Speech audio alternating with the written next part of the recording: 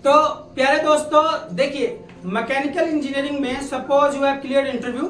अब जब आप डिपार्टमेंट में जाएंगे 1 महीने के इंडक्शन प्रोग्राम के बाद कि भाई आपको बताएंगे कि these are different departments in our company, और वहां से आपको डिपार्टमेंट अलॉट होता है। देखिए आपका सिलेक्शन तो हो गया है, लेकिन सिलेक्शन होने के बाद बजाय कि कंपनी कहे कि भाई आप इस फला डिपार्टमेंट में चले जाइए, इसमें चले जाइए, उसमें चले जाइए, यू मस्ट बी क्लियर कि मुझे क्या करना है। तो वही चीज मैं आपको बता रहा हूं, और उसके बाद आप डिसाइड कीजिए what you have to choose, where you have to pursue your career in future, कि आप फ्यूचर में अपना करियर कहां देखना चाहते हैं, आप अपने आप को किस बैकग्राउंड से आगे तक ले जाना चाहते हैं। तो we are doing unlocking mechanical engineering. देखिए मैकेनिकल इंजीनियरिंग में क्या होता है, कैसे कैसे होता है, सब आपको बताऊंगा। कितना ग्रोथ होगा, कितना आपको वर्कलोड होगा, I will tell you each and everything. देखिए यदि आपने मैकेनिकल इंजीनियरिंग की है तो there are different departments where you can be deputed. तो बहुत सारे डिपार्टमेंट्स हैं, जैसे प्रोडक्शन इंजीनियरिंग हो गया, मैकेनिकल कोर, मैकेनिकल मेंटेनेंस अगर मैं बोलूंगा इसको तो इसको बोल दीजिए मेंटेनेंस। क्या बोल दीजिए? Maintenance, maintenance engineering. और उसके बाद क्या हो गया? Quality engineering. फिर इसी में आता है यूटिलिटी भी आता है, पैकेजिंग भी आता है, डिस्पैच भी आता है, और स्टोर्स रिलेटेड भी आता है, परचेज भी आता है, पीपीसी भी आता है, प्लानिंग प्रोडक्शन कंट्रोल। ये सारी चीज बाद में लेना चाहिए। इन सब चीजों को अभी लेने से कुछ फायदा नहीं होगा। एक पर्टिकुलर पोस्ट पे आप पहुंच जाए, अच्छी सैलरी हो जाए, तब आप इनमें जाएंगे तो फायदा होगा। But if you are starting your career as an mechanical engineer, तो आपको इन तीनों में से चूज करना होगा। और इन तीनों को कैसे चूज करना है, आई लेट यू नो। देखिए इसमें क्या होता है, फर्स्ट ऑफ ऑल अगर मैं मानूं तो सबसे ब्रांड जो चीज है that is production engineer. Production engineering में क्या होता है, जो भी मटेरियल बनाया जाता है किसी भी कंपनी में, तो उससे रिलेटेड आपको यहाँ पे सिखाया जाएगा, बताया जाएगा। तो प्रोडक्शन इंजीनियरिंग में बेसिकली आपको ये डिसाइड करना होगा। देखिए काम क्या होता है, वर्कलोड बता दूं, यस वर्कलोड इज देयर। फिर क्या होता है, आपको क्या अपनी बुद्धि का भी इस्तेमाल करना होगा? नो, बुद्धि का ज्यादा इस्तेमाल इसमें नहीं करना पड़ता है। आप 1 महीने के बाद ही सीख जाएंगे what you have to do, and same process you have to follow throughout the year. पूरे साल वही चलता रहेगा। जैसे कि हमें कोई पर्टिकुलर चीज है, उसको करने के लिए कुछ स्किल सेट चाहिए होंगे, उस स्किल सेट को आप सीख जाएंगे, तो उसी स्किल सेट से आपको रोजाना प्रोडक्शन करवाना होगा अपने मैन पावर से। तो इसमें आपको ज्यादा दिमाग लगाना नहीं पड़ेगा। वर्कलोड होता है, वर्कलोड का क्या मतलब है कि भाई प्रोडक्शन निकलवाना होता है, जल्दी जल्दी निकलवाना होता है। यू हैव टू मैनेज, आपको 3 M's को मैनेज करना पड़ेगा, मैन, मटेरियल और मशीन। मैन को आप मैनेज करेंगे, मटेरियल को मैनेज करेंगे, और किसको मैनेज करेंगे? मशीन को मैनेज करेंगे। Here you have to manage these 3 M's। समझ में आ गई? 3 M's मतलब मैन पावर मैनेज करना पड़ेगा। भाई शिफ्ट में आपने ड्यूटी लगा रखी है, और एक शिफ्ट में मान लीजिए 3 बंदे हैं, 2 कह रहे हैं कि मैं नहीं आ पाऊंगा, कैसे होगा काम? Then you have to call other shifts, उनको बोलना पड़ेगा कि भाई आप आगे ड्यूटी कर लीजिए। और जो ए शिफ्ट में ही काम कर रहे थे उनको बोलना पड़ेगा कि आपको बी शिफ्ट भी कंटिन्यू करना पड़ेगा, and tomorrow you will get a leave, कल आपको एक छुट्टी दे दी जाएगी, और जो नहीं आ रहे उनसे हम फिर डबल शिफ्ट करवाएंगे। So here you have to manage these 3 M's, man, material and machine. Material भाई प्रोडक्शन करवाना है, अगर प्रोडक्शन करवाना है तो जिस मशीन पे आप माल बनवा रहे हैं उसके लिए इनपुट मटेरियल तो रेडी होना चाहिए, तो यहां से आपको मटेरियल भी मैनेज करना पड़ेगा। देन मशीन की रख रखाव भी आपको करना पड़ेगा with the coordination of this maintenance department. इस डिपार्टमेंट से कोऑर्डिनेट करके आपको इसका रख रखाव करना पड़ेगा। मंथली शटडाउन लेना पड़ता है। शटडाउन का मतलब भाई अब 5 दिन, हम 3 दिन शटडाउन ले रहे हैं प्लान, और इसमें आप हर एक पुर्जे को चेक कीजिए कि कहीं पे कोई दिक्कत तो नहीं है हमारे मशीन में। So you have to take care of your machine also. काम समझ में आ गया? कोई दिक्कत नहीं है, आपको कुछ नहीं करना है। You have to just give a thorough inspection कि हाँ इस मशीन में ये नट बोल्ट लूज हुआ है। आप अपने चेकलिस्ट में लिख लीजिए कि भाई मेंटेनेंस वाले को हमें बताना है।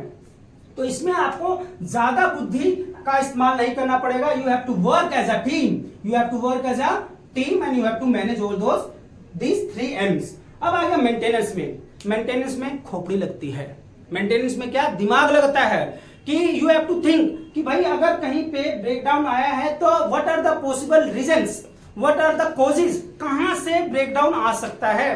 तो आपको वहां पे अपना मैन पावर लगाना होगा and you have to think कि इसको हम कैसे शॉर्ट आउट करेंगे विद मिनिमम पॉसिबल टाइम, कम से कम समय में करना पड़ता है। बंबू हमेशा रहता है इसमें। आगे बात समय तो आपको सोचना पड़ेगा how to overcome the breakdowns. तो ये जो डिपार्टमेंट है, इस डिपार्टमेंट में दिमाग बहुत लगाना पड़ता है, लेकिन मजा आएगा आपको काम करने में। क्या आएगा? मजा आएगा, क्योंकि हर दिन नया सीखने को आपको मिलेगा। और इसमें ग्रोथ रेट बहुत ज्यादा होता है। ग्रोथ रेट क्या होता है? ज्यादा होता है। इसमें भी growth rate is very high, इसमें भी ज्यादा होता है, क्योंकि सारे नंबर आपके ही बनेंगे, आपके डिपार्टमेंट के बनेंगे।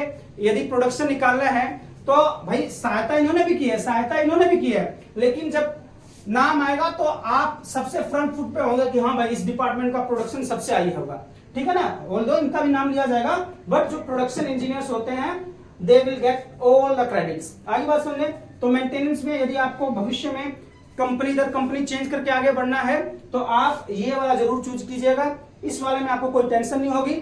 मैन्युफैक्चर आप किसी भी कंपनी में जाएंगे आपको ये डिपार्टमेंट जरूर मिलेगा, और विद इन 1 मंथ 2 मंथ में आप सारा काम सीख जाएंगे। आप पूरा डिपार्टमेंट की रिस्पॉन्सिबिलिटी भी ले सकते हैं और यहां से भी आपका करियर ग्रोथ हो जाएगा। यदि आप बढ़िया सी कंपनी में शुरू में ही प्लेस हो गए या 3-4 कंपनी स्विच करके आप बढ़िया सी कंपनी में लग जाइए, वहां पे आपका ग्रोथ रेट बहुत ही हाई हो जाएगा और ज्यादा टेंशन भी नहीं रहेगी।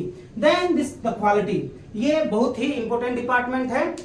कूल एंड काम डिपार्टमेंट है, लेकिन रिस्पॉन्सिबिलिटी वाला डिपार्टमेंट है। मान लीजिए कोई मैन्युफैक्चर हो रहा है material, then they have to inspect whether the manufacture material is okay for the desired party और नॉट। तो यहाँ पे उनको चेक करना पड़ता है। तो इसमें भी ग्रोथ रेट सही है। ये व्हाइट कॉलर जॉब है, ज्यादा इसमें भागा दौड़ी नहीं है। आपको अपनी लाइन पे बैठ के चेक करना पड़ता होगा, और you have to go to different plants, वहां पे भी आपको जाके चेक करना पड़ सकता है यदि कोई कंप्लेंट आती है तो इसमें भी ग्रोथ रेट सही है। लेकिन सबसे ज्यादा अगर मैं कहूं ग्रोथ रेट किसमें है, तो सबसे नंबर 1 अगर मैं दूंगा from my point of view, from my experience, this is production, after that maintenance. इसमें काम भी ठीक ठाक है, मजा आता है करने में, कंपटीशन बना रहता है, लेकिन इसमें दिमाग लगता है, इसमें दिक्कतें ज्यादा होती है, पिलाई ज्यादा होती है, क्योंकि आप ही रिस्पॉन्सिबल होंगे। यदि मशीन टाइम पे आपने सही नहीं करके दिया प्रोडक्शन वालों को, तो ये तो बिल्कुल ही हल्ला मचा देंगे, अरे तुमने दिया नहीं, हमारा मशीन खराब हो गया है, तो आपको जवाबदेही देना पड़ता है। लेकिन यदि आप अपने काम के मास्टर हो गए तो आपको कोई भी दबा नहीं सकता और आपका ग्रोथ भी बहुत हाई रहता है। तो ये सारे डिपार्टमेंट्स हैं from where you can grow in your career. बाकी जो 3-4 मैंने आपको डिपार्टमेंट बताए हैं, यूटिलिटी हो गया, स्टोर हो गया या पीपीसी हो गया, इन सब डिपार्टमेंट में जाना चाहिए, but after getting a certain positions. आप सीनियर मैनेजर बन गए, मैनेजर बन गए, तब वहां से आप जाइए कि भाई हाँ आराम करना है, अब ज्यादा भागादौड़ी नहीं करना, अच्छी खासी सैलरी मिल रही है नाउ, अब हमें ठीक ठाक बस ओवरऑल इंस्पेक्शन करना है, तब आप उसमें जाइए। नहीं तो अगर आप इसमें हैं तो इसमें भागादौड़ी हमेशा होती रहेगी। तो लेकिन ग्रोथ भी उसी रेट से है। अगर मान लीजिए किसी ने, सपोज मैं डिप्लोमा इंजीनियर का एग्जांपल लेता हूं, they have started from 15K, और 5 साल में ये कहां पहुंच सकता है, कंपनी अगर चेंज करे 5-6 साल में तो ये 45 पे भी पहुंच सकता है। फिर 8 से 10 साल में देखूं तो ही कैन अर्न 1 लाख। ये मेंटेनेंस वाला भी 10 सालों में 1 लाख तक पहुंच सकता है, क्वालिटी वाला भी पहुंच सकता है, लेकिन ये सारे पोजीशंस पे नहीं पहुंच पाएंगे, क्योंकि आर्म चेयर जॉब होती है, इसमें इतनी टेंशन नहीं होती। तो प्यारे बच्चों, प्यारे दोस्तों, मुझे उम्मीद है आपको समझ में आ गया होगा। जब भी आप डिपार्टमेंट चूज करें, जब भी आपको डिपार्टमेंट डिस्ट्रीब्यूट किया जाएगा, तो आप अपनी बुद्धि लगा के सही डिपार्टमेंट का चयन करेंगे, ताकि आपको भविष्य में किसी प्रकार की दिक्कत ना हो और भविष्य में आपको ग्रोथ मिलती रहे। मुझे उम्मीद है ये वीडियो आपको जरूर हेल्पफुल रही होगी। यदि वीडियो अच्छी लगी हो तो कमेंट बॉक्स में जरूर लिखिएगा and just press a like. और बाकी की वीडियोस की डिस्क्रिप्शन बॉक्स में मैंने लिंक दे दिया है, वहां से भी देख लीजिएगा। इंट्रोडक्शन का भी बता दिया है, सब कुछ बता दिया है, कौन सी कंपनी चूज करनी है, कैसे चूज करनी है, और how to get a hike in a company. Till then take care, खुश रहिए, खुशामदीद, नमस्कार।